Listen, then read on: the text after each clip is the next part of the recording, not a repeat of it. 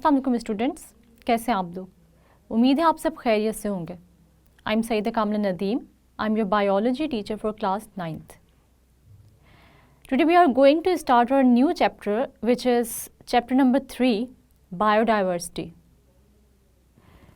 We will discuss introduction of this chapter today. Students, आज हम पढ़ने जा रहे हैं introduction of chapter number 3, which is biodiversity. Students, हम देखते हैं कि अर्थ पर 10 मिलियन ऑर्गेनिज़म्स रहते हैं, जिसमें से अगर हम ये देखें कि कितने ऑर्गेनिज़म्स को हम जानते हैं या हमने उनको स्टडी किया है या हमने उनको क्लासिफाई करके कैटलॉग किया है या रिपोर्ट किया है, तो फिर हमें ये पता चलता है कि 10 मिलियन ऑर्गेनिज़म्स में से सिर्फ और सिर्फ 1/3 ऑर्गेनिज़म्स को हम जानते हैं। और अभी बहुत सारी वैरायटी ऑफ ऑर्गेनिज़म्स ऐसे हैं जिन तक हम पहुँचे भी नहीं, यानी जिनको अभी तक हमने स्टडी ही नहीं किया। तो इसका मतलब ये हुआ कि अर्थ पर बेशुमार ऑर्गेनिज़म्स पाए जाते हैं जिनको स्टडी करना अभी बाकी है। स्टूडेंट्स, हम ये देखते हैं कि ऑर्गेनिज़म्स की डिफरेंट कैरेक्टरिस्टिक्स होती हैं। हम उन कैरेक्टरिस्टिक्स की बेस पर ही किसी भी ऑर्गेनिज़म को क्लासिफाई करते हैं डिफरेंट ग्रुप्स में। जैसे कि अगर हम ऑर्गेनिज़म्स की बात करें कि उनके कितने ग्रुप्स हैं मेजर, तो हम देखते हैं कि ऑर्गेनिज़म्स को हम 5 मेजर ग्रुप्स में डिवाइड कर सकते हैं उनकी कैरेक्टरिस्टिक्स की बेस पर।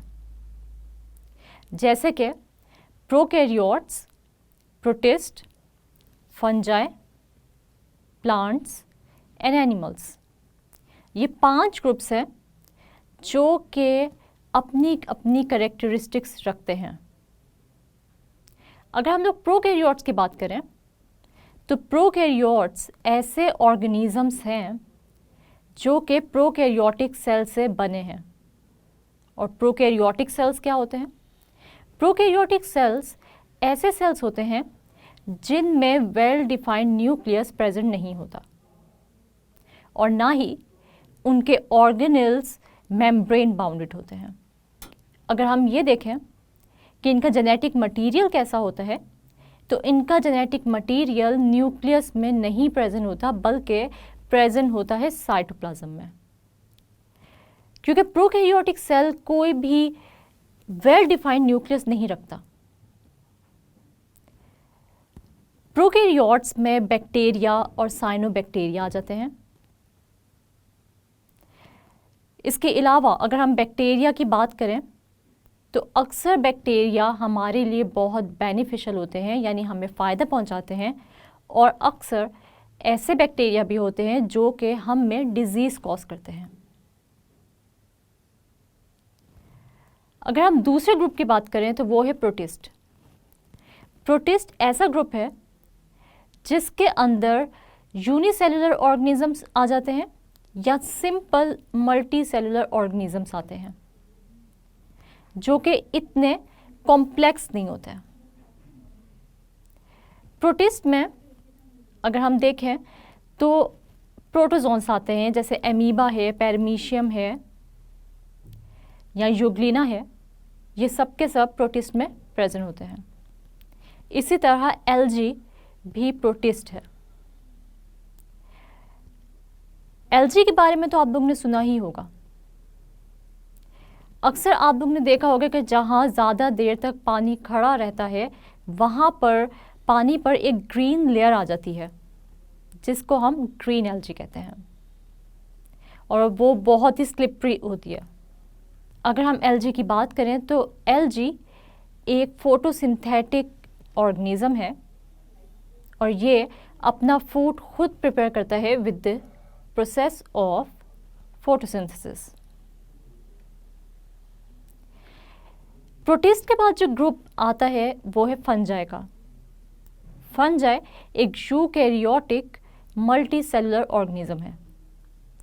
अब यूकैरियोटिक ऑर्गेनिज़म कौन से ऑर्गेनिज़म्स होते हैं? ऐसे ऑर्गेनिज़म्स जो कि यूकैरियोटिक सेल से बने होते हैं। हमने प्रोकैरियोटिक और यूकैरियोटिक सेल्स के बारे में पहले भी पढ़ा है और यकीनन आप लोगों को पता भी होगा कि यूकैरियोटिक ऑर्गेनिजम्स कौन से होते हैं। तो यूकैरियोटिक ऑर्गेनिजम्स वो ऑर्गेनिजम्स होते हैं जिनके सेल्स में वेल डिफाइंड न्यूक्लियस होता है और मेम्ब्रेन बाउंडेड ऑर्गेनेल्स भी होती हैं, यानी इनका जेनेटिक मटेरियल एक वेल डिफाइंड न्यूक्लियस में बंद होता है और इनके सारे के सारे ऑर्गेनेल्स इंतहाई ऑर्गेनाइज्ड और मेम्ब्रेन बाउंडेड होते हैं। फंजाई एक हेट्रोट्रॉफ है। हेट्रोट्रॉफ कोई भी ऐसा ऑर्गेनिज्म होता है जो कि अपना फूड खुद प्रिपेयर नहीं कर सकता और अपने फूड के लिए डिपेंड करता है किसी और ऑर्गेनिज्म पे। तो फंजाई एक एब्जॉर्प्टिव हेट्रोट्रॉफ है, यानी फंजाई किसी भी ऑर्गेनिज्म पे ग्रो करता है और उसकी सरफेस पे ग्रो करके उससे फूड ऑब्टेन करता है या फूड एब्जॉर्ब करता है। अगर हम फंजाई की एग्जाम्पल देखें तो उसकी एक बहुत ही कॉमन सी एग्जाम्पल है जो कि है राइजोपस। अक्सर आप लोगों ने राइजोपस को तो देखा ही होगा। अगर हम ब्रेड फ्रिज में नहीं रखते और गर्मियों में हम बाहर ही छोड़ देते हैं तो कुछ दिन बाद उस ब्रेड पर यानी डबल रोटी के पीस पर ग्रीन या ब्राउन या ग्रे या वाइट कलर की कुछ स्पोर्स आपको नज़र आते हैं या कुछ नेटवर्क टाइप का नज़र आता है जिसको हम कहते हैं फंगस। और ये कौन सी टाइप है फंगस की? राइजोपस। राइजोपस ब्रेड पर ग्रो करती है। इसी तरह अगर हम एडिबल फंगस की बात करें जो कि हम खा भी सकते हैं तो आपको अपने घर में मशरूम्स नज़र आएंगे जो कि अक्सर हम सूप में भी इस्तेमाल करते हैं। तो कुछ फंगस ऐसी होती है जो कि इन्फेक्शन कॉजिंग होती है और कुछ फंगस हमारे फ़ायदे के लिए भी होती है जो कि हम फूड के तौर पे ले सकते हैं। इसके अलावा अगर हम अगले ग्रुप की बात करें तो वो है एनिमल्स का ग्रुप, यानी एनिमेलिया।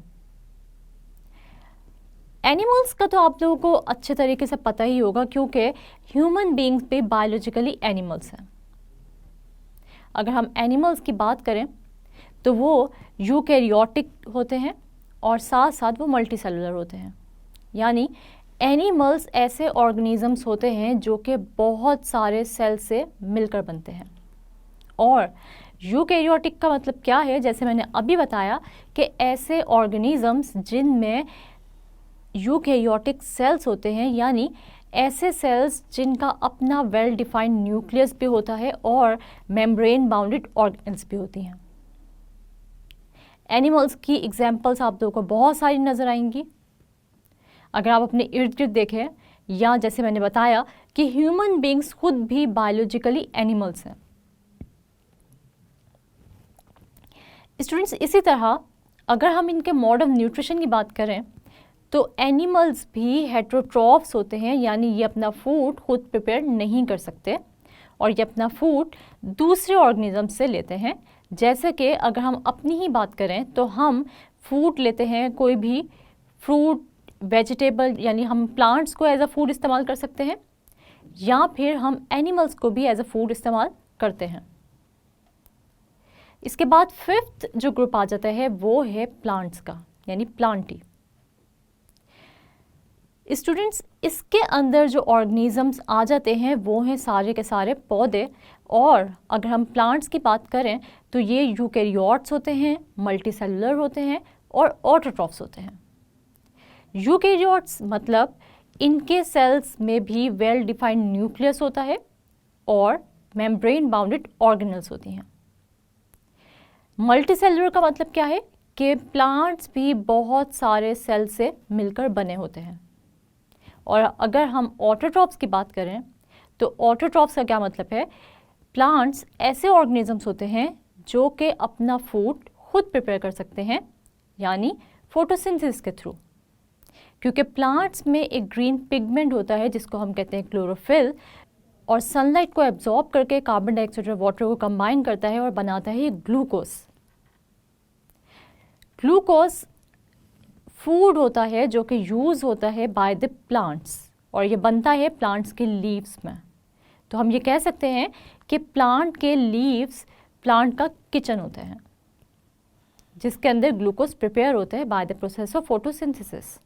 स्टूडेंट्स, अगर हम ये देखें कि हम चैप्टर नंबर 3 में आगे क्या पढ़ने जा रहे हैं, तो हम पढ़ेंगे कि किस बेस पर हम ऑर्गेनिजम्स को डिफरेंट ग्रुप्स या सब ग्रुप्स में क्लासिफाई करते हैं।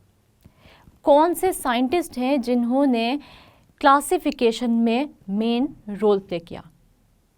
हम ऑर्गेनिजम्स को किस तरह नाम देते हैं, किस बेस पर उनकी नेमिंग करते हैं,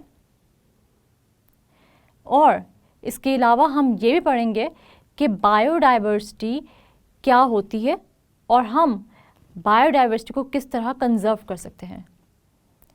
कौन से ऐसे फैक्टर्स हैं जो बायोडाइवर्सिटी पर असरअंदाज हो रहे हैं, और सबसे बड़ी बात ये कि ह्यूमन बीइंग्स बायोडाइवर्सिटी को किस तरह मुतासिर कर रहे हैं। इससे पहले कि हम अपने चैप्टर की तरफ जाएं, तो पहले हमारे लिए ज़रूरी है कि हमें पता हो कि बायोडाइवर्सिटी क्या होती है। या मैं कह सकती हूँ कि बायोडाइवर्सिटी 2 लफ्ज़ों से बनी है, जैसे कि बायो और डाइवर्सिटी। डाइवर्सिटी क्या होती है? डाइवर्सिटी को हम कैसे डिफाइन कर सकते हैं? Diversity is the variety with in species and among species. इसका क्या मतलब है कि डाइवर्सिटी का मतलब क्या हुआ कि कितनी वैरायटी पाई जाती है किसी भी एक स्पीशीज़ में, और अगर हम 2 डिफरेंट स्पीशीज़ की बात करें तो कितनी वैरायटी 2 डिफरेंट स्पीशीज़ में पाई जाती है।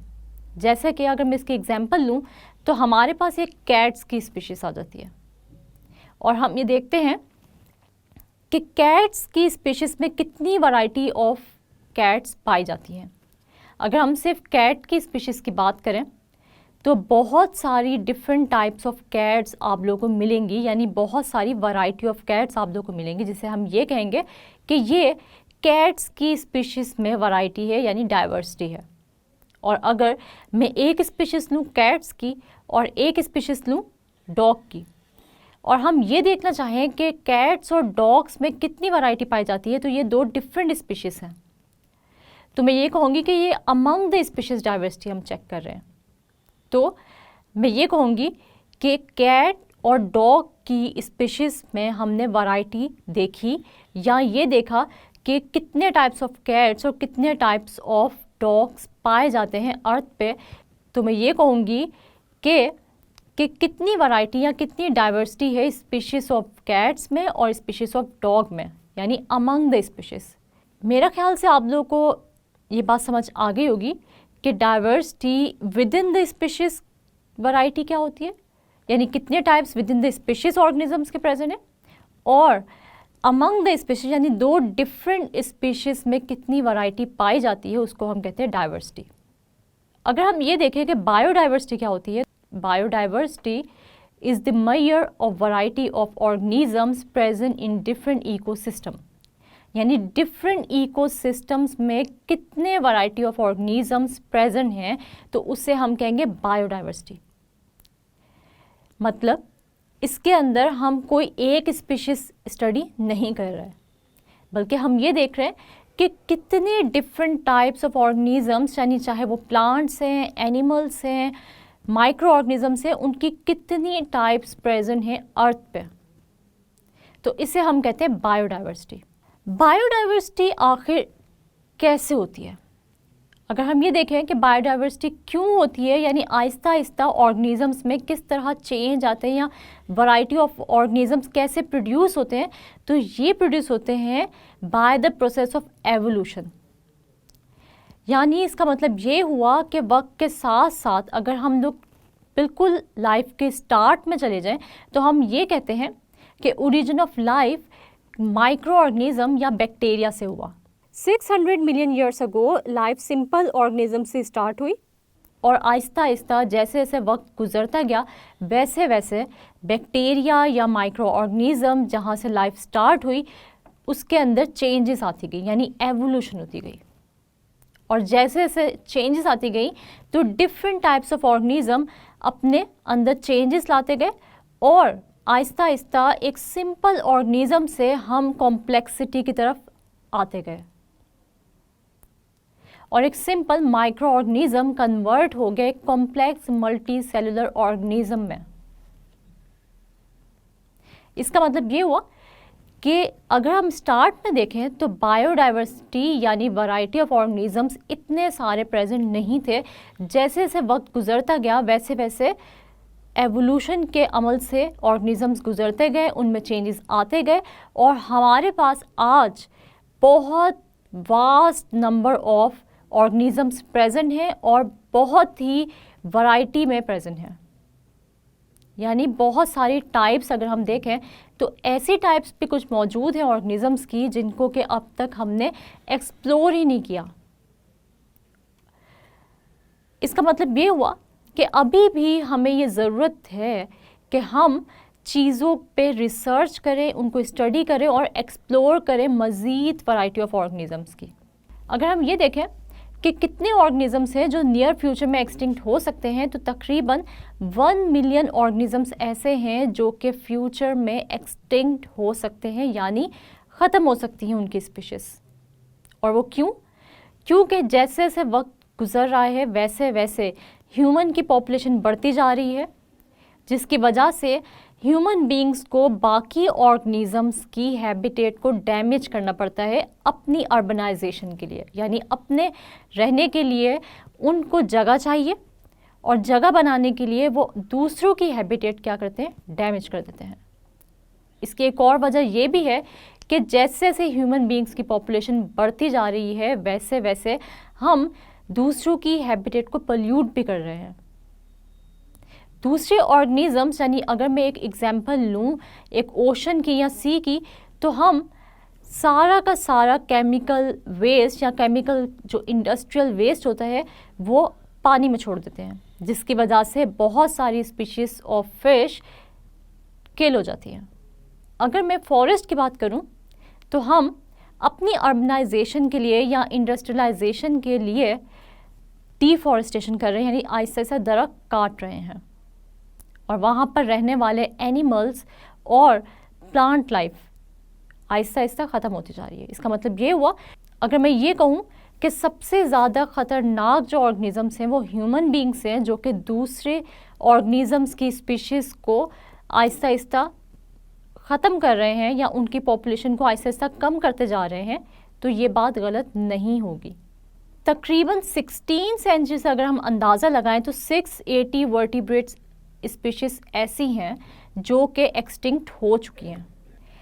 इसका मतलब ये हुआ कि दूसरे ऑर्गेनिजम्स की पॉपुलेशंस को अगर ख़तरा है तो वो ह्यूमन बींग्स की एक्टिविटीज़ से है, ह्यूमन बींग्स की बढ़ती हुई पॉपुलेशन से है। जब इंसान की पॉपुलेशन बढ़ती जाएगी वैसे वैसे उसको फैसिलिटीज़ भी चाहिए, उसको रहने के लिए घर भी चाहिए, पढ़ने के लिए स्कूल्स और कॉलेजेस भी चाहिए, इलाज कराने के लिए हॉस्पिटल्स भी चाहिए और खाने के लिए फूड भी चाहिए। तो इसका मतलब ये हुआ कि Aahista Aahista population human beings की बढ़ने के साथ साथ हमारी बायोडाइवर्सिटी ख़त्म होती जा रही है। यानी वो एनिमल्स और प्लांट जो कभी बहुत पुरसकून ज़िंदगी गुजारे थे, आज उनकी स्पीशीज़ आहिस्ता आहिस्ता ख़त्म होती जा रही है, क्योंकि इंसान अपने शहर आबाद करने के लिए या इंडस्ट्रीज़ लगाने के लिए जंगलात को काट रहा है, या फिर पोल्यूशन कॉज कर रहा है ज़्यादा व्हीकल्स से, या केमिकल इंडस्ट्रियल वेस्ट को वाटर में डंप करके, या इसके अलावा अगर हम ये देखें कि हम कहीं पर भी घूमने फिरने जाते हैं तो हम जितना भी वेस्ट होता है, जितना भी वेस्ट मटेरियल होता है, उसको हम पानी में डाल देते हैं। यानी अगर हम कहीं पर झील की सैर करने के लिए गए या कहीं पर भी हम घूमने फिरने भी गए तो हम वहाँ पर बजाय इसके कि हम डस्टबिन्स यूज़ करें, हम उस जगह को ही गंदा करके आ जाते हैं और वहाँ पर रहने वाले जो एनिमल्स होते हैं या प्लांट्स होते हैं वो आहिस्ता आहिस्ता डैमेज हो जाते हैं या किल हो जाते हैं।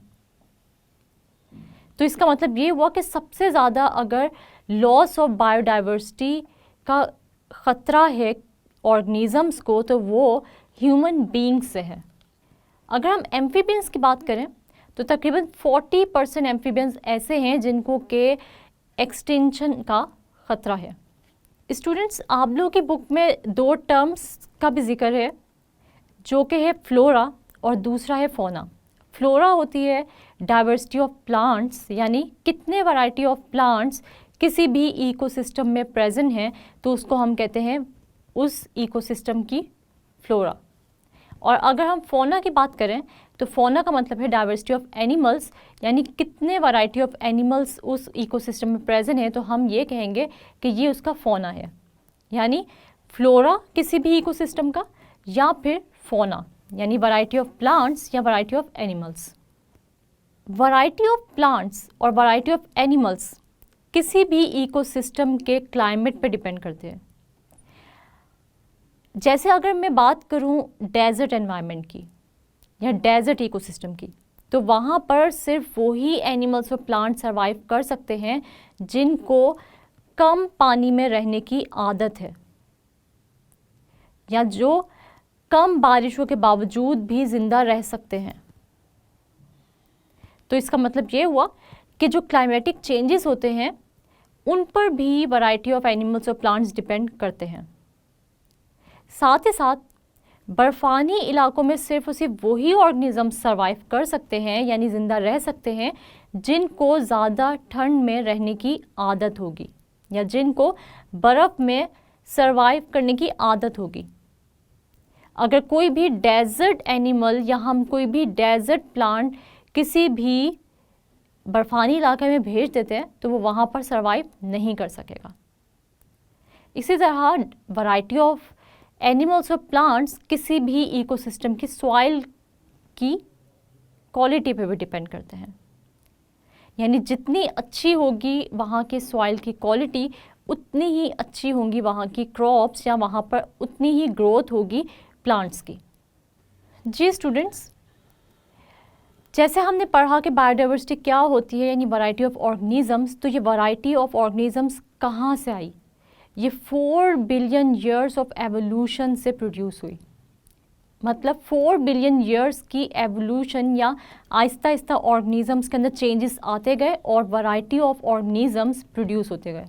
इसी तरह अगर हम ये देखें कि सबसे ज़्यादा वैरायटी ऑफ ऑर्गेनिजम्स कहाँ पाए जाते हैं, तो ये वैरायटी ऑफ ऑर्गेनिजम्स चाहे वो प्लांट्स के हों, एनिमल्स के हों या माइक्रो ऑर्गेनिजम्स के हों, तो ये पाए जाते हैं टेम्परेट रीजन्स में, यानी ऐसे इलाकों में जहाँ पर टेम्परेचर ना तो बहुत ज़्यादा होता है और ना ही बहुत कम होता है।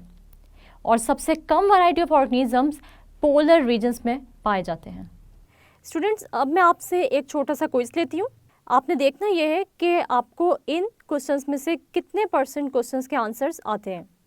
तो हमारे पास जो पहला क्वेश्चन है वो है, how many kinds of organisms inhabit the अर्थ।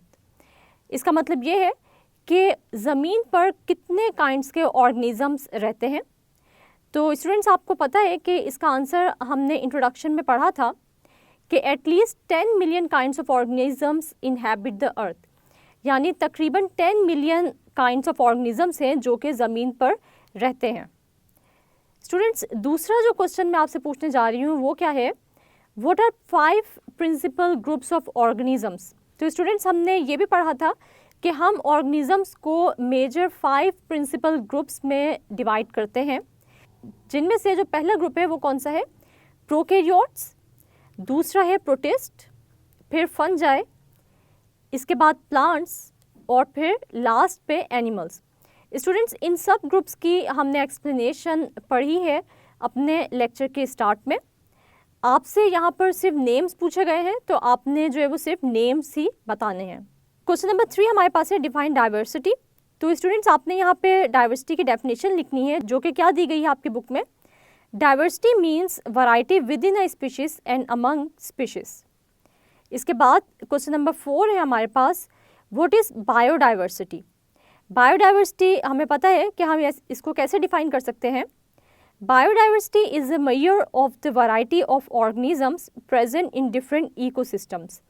मतलब ये कि आपने जो है वो बायोडाइवर्सिटी के बारे में क्या पढ़ा था कि जितने भी डिफरेंट इकोसिस्टम्स में वैरायटी ऑफ ऑर्गेनिजम्स एग्जिस्ट करते हैं, इसे हम बायोडाइवर्सिटी का नाम देते हैं। स्टूडेंट्स, आपको यहाँ पर एक और क्वेश्चन भी आ सकता है, जो कि आपको इस तरह पूछा जा सकता है, differentiate between diversity and biodiversity.